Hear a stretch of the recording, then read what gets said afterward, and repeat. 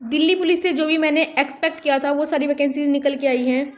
तो आज इस वीडियो के थ्रू हम बात करने वाले हैं दिल्ली पुलिस का जो भी नोटिफिकेशन आउट हुआ है उसके बारे में कंप्लीट डिटेल में आपको देने वाली हूँ। 21 सितंबर 2025 से 21 अक्टूबर 2025 तक date for submission of the online application form. ठीक है, ऑनलाइन एप्लीकेशन फॉर्म की सबमिशन डेट है ये 22/9 से 21/10/2025 के बीच में ये आपके फॉर्म भरे जाएंगे। लास्ट डेट की बात करें तो ये है 21/10/2025। ठीक है, last date and time for making online fee payment. अगर पेमेंट की बात करें तो 22/10/2025 तक आप पेमेंट कर सकते हैं। अगर किसी को करेक्शन करना है, पहली बात तो अपने फॉर्म को अच्छे से फिल करना, लेकिन अगर किसी का फॉर्म गलती से मिस्टेक हो गया है तो उसको करेक्शन करने के लिए डेट दी गई है 29/10/2025 से 31/10/2025 के बीच में आप अपना फॉर्म को करेक्शन कर सकते हैं। और जो आपका कंप्यूटर बेस्ड एग्जाम होने वाला है वो दिसंबर 2025 से जनवरी 2026 के बीच में हो सकता है। ये मुझे फैब लगा था लेकिन ये दिसंबर 2025 से जनवरी 2026 के बीच में होने वाला है। ठीक है, इसके बीच में आपको अच्छे से तैयारी करनी पड़ेगी। अगर इसके टोल फ्री नंबर की बात करें, वैसे तो टोल फ्री नंबर का क्या ही करना, आपको एप्लीकेशन फॉर्म फिल करना है और अगर कोई करेक्शन हो गया तो वो आपको डेट दी हुई है। अगर फिर भी आपको टोल फ्री नंबर चाहिए तो ये आपका नंबर ये रहा, आप इस पर कॉल करके देख सकते हैं। अगर आप फ़ी एंड मोड ऑफ पेमेंट की बात करें तो ये जो एसएससी है ये हमेशा से 100 रुपये ही रखता है। ठीक है, 100 रुपये ओनली। और अगर आपको ये जानना है कि वुमेन के लिए कितनी फ़ी है, वुमेन और एक्स सर्विस मैन, ठीक है, एससी और एसटी के लिए यहाँ पे कोई फ़ी नहीं है। ठीक है, और आगे इसमें बताया गया है कि आपको जो अपनी फ़ी पेमेंट करनी है वो 22/10/2025 तक पे कर देनी है, उसके बाद पे नहीं हो पाएगी। ठीक है, आगे अगर बात करें तो वैकेंसीज कितनी है, जितनी मैंने सोची थी इतनी वैकेंसीज यहाँ पे निकल के आई है। मेल के लिए आपकी 4,408 वैकेंसी है और फीमेल के लिए आपकी कितनी है 2,496। फीमेल के लिए यहाँ पे बहुत बड़ा मौका है। और टोटल वैकेंसी की बात करें तो 7,565 वैकेंसी यहाँ पे निकल के आई हैं। अगर कोई एक्स कांस्टेबल मेल है तो उसके लिए वैकेंसी यहाँ पे निकल के आई है 376, ये कमांडो के लिए है। और जो अदर है उनके लिए आई है 285 निकल के। ठीक है, जितना मुझे दिल्ली पुलिस से एक्सपेक्ट था वही वैकेंसी यहाँ पे निकल के आई है 7,565 वैकेंसी। सबके लिए बहुत ही अच्छा मौका है। फीमेल के लिए 2,496 है, बड़ा मौका है, अच्छे से तैयारी करो। चलिए अब बात कर लेते हैं सैलरी की, सबसे इम्पोर्टेंट मुद्दा। ठीक है, यहाँ पे जो है आपको सैलरी मिलने वाली है 21,700 से 69,100। ठीक है, ये ग्रुप सी वैकेंसी के लिए है। लेकिन जो दिल्ली पुलिस को जो सैलरी मिलती है वो 13 महीने की मिलती है। कितने महीने की? 13 महीने की। जो आपका 12 महीने की सैलरी है, 13वां जो महीना है उसमें हर एक महीने में 13वें महीने की सैलरी प्लस होके आती है। तो एक्सपेक्ट कितनी करते हैं? 45,000 रुपये सैलरी आपके हैंड में आती है। ठीक है, 45,000 रुपये सैलरी दिल्ली पुलिस में आपको मिल जाती है। बहुत अच्छी सैलरी दिल्ली पुलिस में आपको मिलने वाली है। चलिए आगे बात करते हैं। दिल्ली पुलिस की एक खास बात यह है कि दिल्ली पुलिस का एग्ज़ाम या तो एसएससी कराए या फिर वो खुद कराए, कि अगर 1 जुलाई से 31 दिसंबर के बीच में कभी भी वैकेंसी आए, चाहे वो सितंबर में आए, अक्टूबर में या फिर नवंबर में, कभी भी आए, तो 1 जुलाई 2025 यानी कि उसी साल, तो 1 जुलाई को आपका डेट ऑफ मांगा जाता है। अगर पहले हाफ में आए, जैसे जनवरी में आए, तो आपको 1 जनवरी से आपकी डेट ऑफ बर्थ को मांगा जाता है। SC ST को 5 साल की छूट होती है, OBC को 3 साल की। स्पोर्ट पर्सन के लिए इन्होंने 5 साल छूट दी है। इम्पोर्टेंट बात यह है कि जो बच्चे अदर स्टेट से हैं, ठीक है, किससे? अदर स्टेट से, तो राजधानी होने के नाते उन्हें इस SC या ST के हैं तो उन्हें इतने ही ईयर की छूट मिलेगी। अगर OBC के हैं, ये राजधानी हो गई इस वजह से कोई अदर स्टेट का हो या फिर उसी स्टेट का हो, तो ये जो आपको छूट मिलने वाली है ये ऐसे ही मिलने वाली है। दिल्ली पुलिस आपकी सेंट्रल लेवल की होती है, ना कि स्टेट लेवल की। ठीक है, इसलिए आपको सेंट्रल लेवल पे जो एग्ज़ाम की बात करें तो एग्ज़ाम इसका सबसे पहले तो एग्ज़ाम ही होने वाला है। एग्ज़ाम आपका ऑल इंडिया के हिसाब से होने वाला है, ना कि स्टेट के हिसाब से। इतनी बात आपको समझ में आ गई। फिजिकल की बात आगे करने वाले हैं।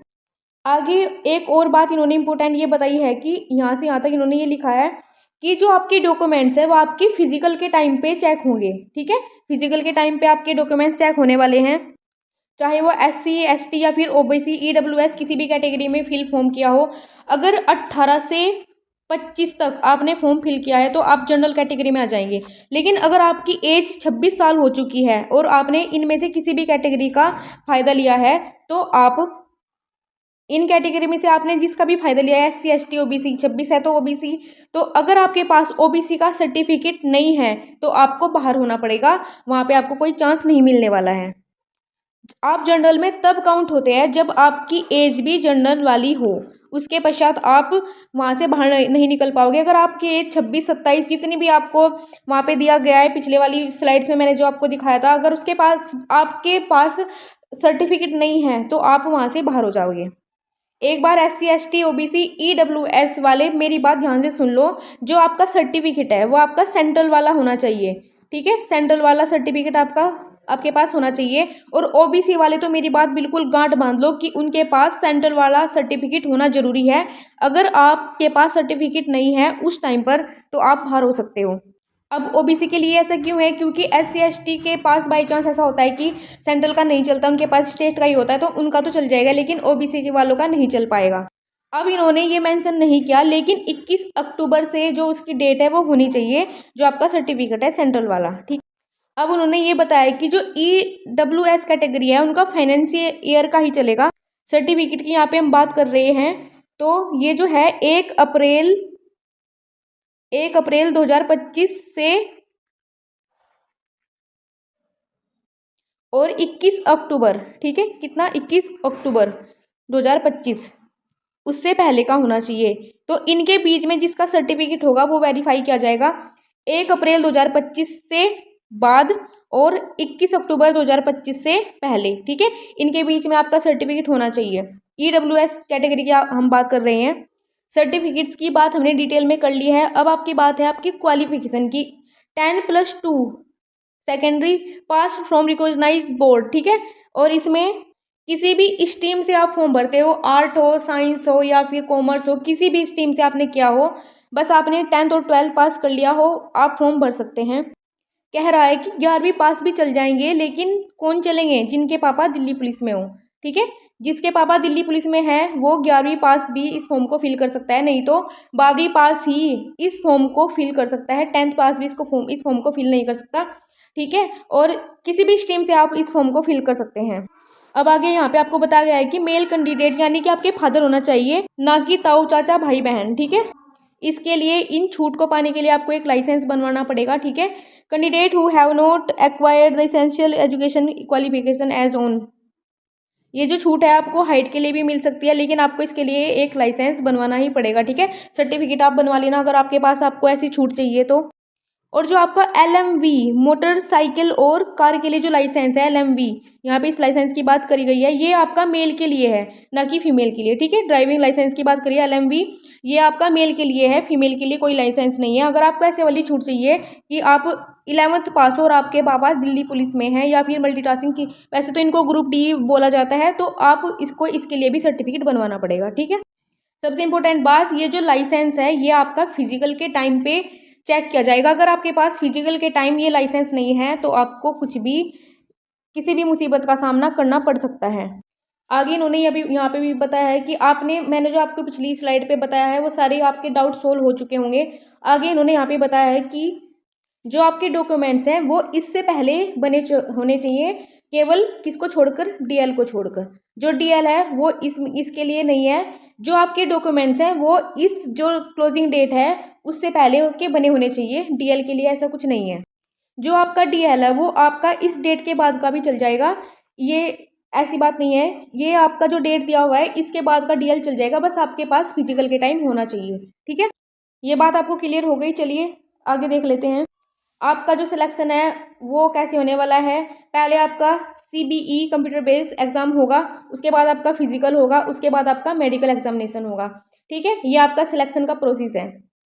सबसे इम्पोर्टेंट यहाँ पे कंप्यूटर बेस्ड एग्जाम है, क्योंकि सबसे पहले यही होगा, उसके बाद आपका 10, 15, 20 दिन बाद आपका फिजिकल हो जाएगा। पिछली बार बहुत सारे बच्चे फिजिकल में फेल हो गए थे, जितने बच्चे यहाँ पे पास हुए थे इतने ही बच्चे आपके फिजिकल में फेल हो चुके थे। तो इसीलिए फिजिकल की तैयारी आपको साथ साथ करनी है, ऐसा नहीं होना चाहिए, क्योंकि पिछली बार तो वैकेंसी भी फिल नहीं हो पाई थी इनसे, क्योंकि एग्जाम में इतने सारे बच्चे हो गए थे सिलेक्ट, लेकिन फिजिकल में निकल गए थे, इसलिए आपको फिजिकल अच्छे से करना है। हर रोज 25 मिनट्स आपको अपने फिजिकल में देना है। कंप्यूटर बेस्ड एग्जामिनेशन में क्या होने वाला है, जनरल नॉलेज की बात करें तो 50 क्वेश्चन 50 मार्क्स के आएंगे। रीजनिंग की बात करें तो 25 क्वेश्चन 25 मार्क्स के आएंगे। न्यूमेरिकल एबिलिटी की बात करें 15 क्वेश्चन 15 मार्क्स के आएंगे।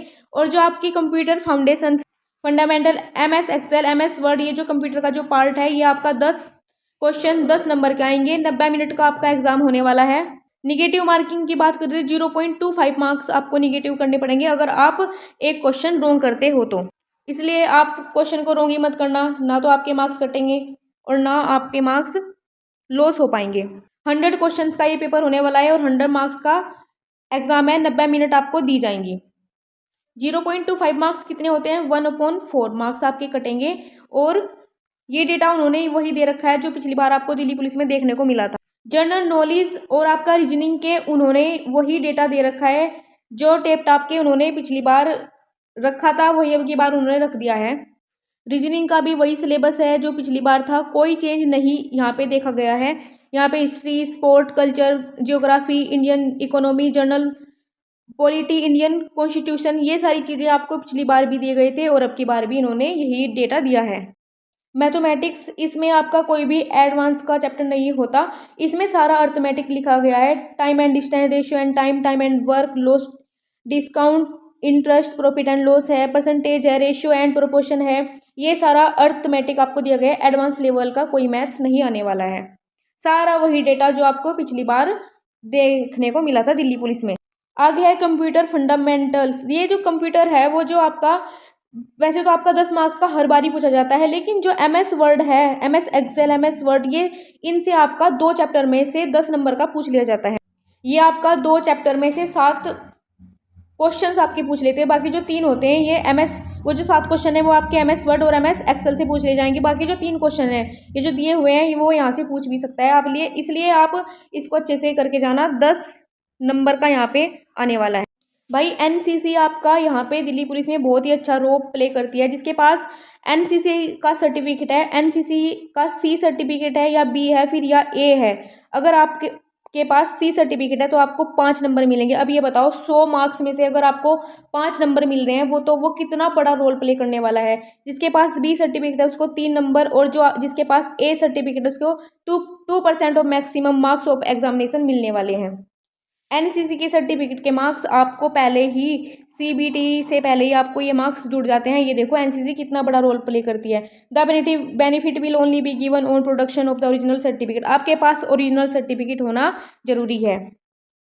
सेकेंड पार्ट में उन्होंने ये क्या लिखा है, ये लिखा है कि क्लोजिंग डेट है, जो आपका लास्ट डेट है जो आप फॉर्म फिल कर रहे हैं उससे पहले का आपके पास सर्टिफिकेट होना चाहिए। तो सर्टिफिकेट तो उससे पहले का ही होगा ना आपके पास। ये दोनों चीज़ें आपको समझ में आ गई। This benefit is not available for ex service man. ये जो बेनिफिट है ये एक्स सर्विस मैन के लिए नहीं है, साफ साफ लिखा है यहाँ पे। आगे सारा डेटा उन्होंने वो दिया है। फिर आपके बाद है, उसके बाद है physical endurance test for male candidate. Physical की बात यहाँ पे हो रही है अप टू 30 ईयर, जो 30 साल से ज़्यादा है। अब ये बताओ कि जो 30 साल है वो उससे ज़्यादा भी हो सकता है क्या। SC ST के लिए चलो कंडीशन, लेकिन 30 साल पे ख़त्म हो जाएगा। लेकिन ये जो कैटेगरी है ये एक्स सर्विसमैन के लिए है, वो 30 साल से ज़्यादा हो सकते हैं। ये जो एक्स सर्विसमैन है ये अपना भाई देख लेना यहाँ पे जितना भी दिया हुआ है। बाकी जो आपका 6 मिनट में पहले लड़कों के लिए है, ठीक है, मेल कैंडिडेट के लिए है, यहाँ पे लिखा हुआ है 6 मिनट में 1600 मीटर कूदना होगा भाई। और लॉन्ग जंप है 14 फीट, हाई जंप है आपका 3 फीट 9 इंच, ठीक है। ये आपको जो है ना ये बिल्कुल ऐसा नहीं है कि आपको बस दे दिया, बहुत ज़्यादा हाई फिजिकल होने वाला है दिल्ली पुलिस का, इसलिए आप तैयारी में अभी से लग जाइए। 6 मिनट में 1600 मीटर भागना है। और लॉन्ग जंप की बात करें तो 1400 फीट है, हाई जंप की बात करें तो यहाँ पे आपको मेंशन कर दिया गया है। ये तीनों चीज़ें बहुत भयानक होने वाली है और काफ़ी ठंड में होने वाली है।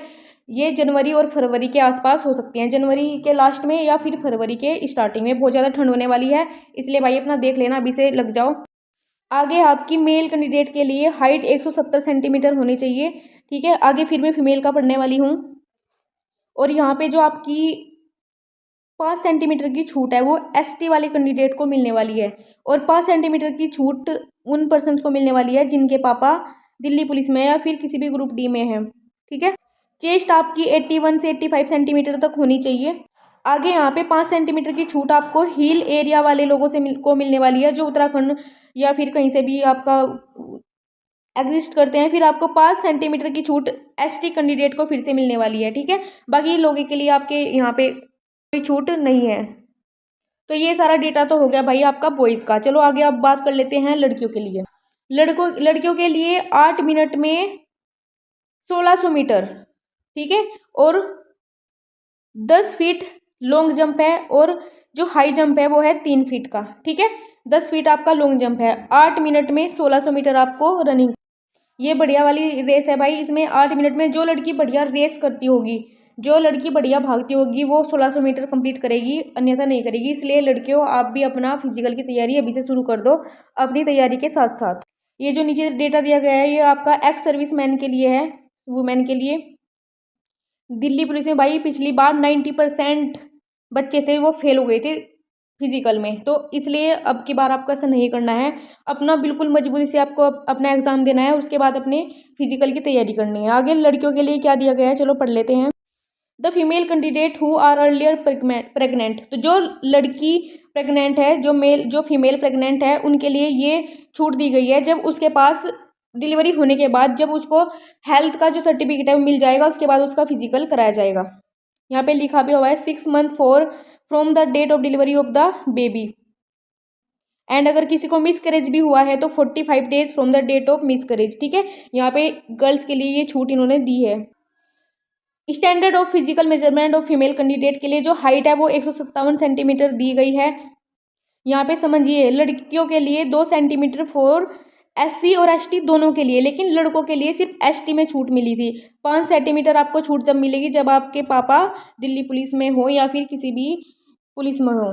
यहाँ पे लिखा गया है जो लड़की पीईटी टेस्ट क्वालिफाई करेगी वही आगे इस मेजरमेंट को करने वाली है। और आपको 2 सेंटीमीटर हिल एरिया वाली लड़कियों को छूट मिलने वाली है। सबसे ज़्यादा छूट किस में मिलेगी, अगर आपके पापा किसी दिल्ली पुलिस में या फिर मल्टीटास्किंग स्टाफ में है तो। मेडिकल स्टैंडर्ड की बात करें तो ये आपका 6/12 होना चाहिए, without glasses in both eyes, ठीक है। Colour blindness and without any correction like wearing glasses or surgery of any kind to improve visual acuity. Tattoos की यहाँ पे बात हुई है। Tattoos on various part of the body are permissible as per the detail given below.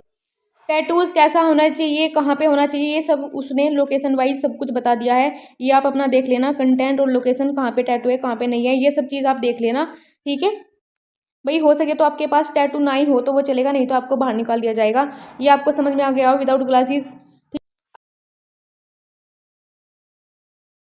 आगे आपको बताया गया है voter ID, driving licence, PAN card, passport size, इन सब के बारे में आपको डिटेल में बताया गया है। यहाँ पे ये जानने की कोई ज़्यादा ज़रूरी नहीं है। बाकी अगर आपको जानना है तो आपको ID, photo card, proof having date of birth, ये सब आपको अपनी बिल्कुल क्वालिफिकेशन के अराउंड जो इन्होंने बताया है अपने उसमें आप देख लेना, उसके हिसाब से ही आपको वहाँ पे सर्टिफिकेट वेरीफाई कराने पड़ेंगे। जो मेन बात थी, जो इसमें दिया गया है, दिल्ली पुलिस के जो नोटिफिकेशन आउट हुआ था उसमें सारी बातें मैंने आपको बता दी। जो बातें इंपॉर्टेंट नहीं थी वो मैंने छोड़ दी है, जो इंपॉर्टेंट बातें थी वो मैंने आपको सारी बता दी है। इसलिए आप प्लीज़ इनको, इस वीडियो को अच्छे से देख लेना और अपनी जो डाउट है उनको सोल्व कर लेना। अपनी तैयारी में लग जाओ, फिजिकल अपने साथ साथ करना, क्योंकि आपने देख लिया है कि 6 मिनट में लड़कों के लिए 1600 मीटर है और 8 मिनट में लड़कियों के लिए है। तो जो दिल्ली पुलिस का फिजिकल है वो अच्छे वाला होने वाला है। प्लीज़ अपनी तैयारी में अभी से लग जाओ और अपने फ्यूचर को अच्छा बनाओ। Thanks for watching my video. और हाँ, अगर आपको दिल्ली पुलिस से रिलेटेड और कोई जानकारी चाहिए या फिर मैंने कुछ चीज़ इसमें छोड़ दिया तो प्लीज़ आप मुझे कमेंट करके ज़रूर बता देना, या फिर आपको कोई चीज़ डिटेल में चाहिए तो तब भी कमेंट आप कर सकते हैं, मैं आपको उसके बारे में डिटेल में बता सकती हूँ दूसरी वीडियो बनाकर। Thank you.